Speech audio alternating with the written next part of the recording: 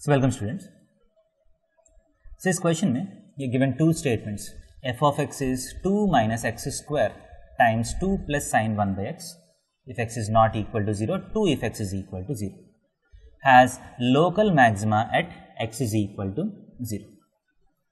And statement 2 is if f of x plus y is equal to f of x plus f of y, then minus 2 to 2 f of x plus f of minus x is equal to 4. So let us investigate one statement after the other statement.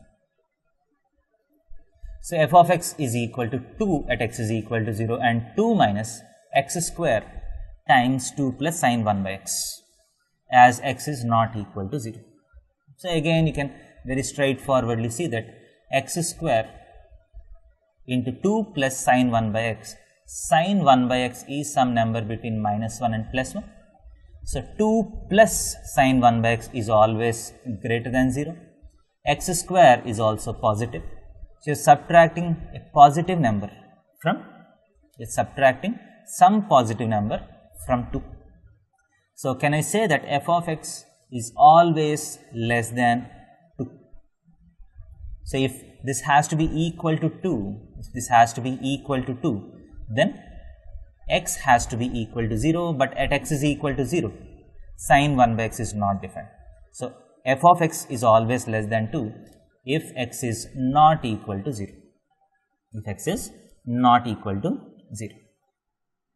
And f of x tends to 2 as x tends to 0, because if you take this limit x tends to 0, sin 1 by x is some finite number into 0 will become 0.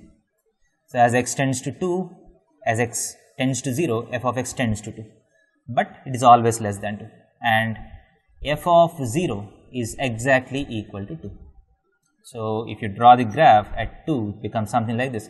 So f of 2 approaches at x is equal to 0, f of x approaches 2 from the lower side, and exactly at x is equal to 0 the value is 2. So obviously you can see that f of 2 is the local maximum. So the first statement is true. And if you look at the second statement, f of x plus y is equal to f of x plus f of y. So minus 2 to 2 f of x plus f of minus x. So if you try to analyze the statement, if you put x and y as zeros, so f of 0 plus 0 is equal to f of 0 plus f of 0. This implies f of 0 is equal to 2 times f of 0. This implies f of 0 is equal to 0. So f of 0 is equal to 0. This is the first conclusion.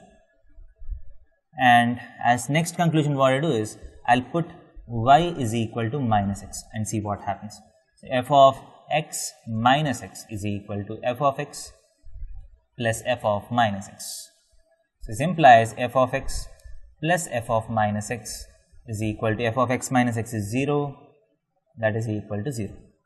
So f of x plus f of minus x is equal to 0. So this will be equal to 0. So integration of 0 dx will be equal to 0, not 4. So this statement is false. So the first statement is true, the second statement is false. Thank you.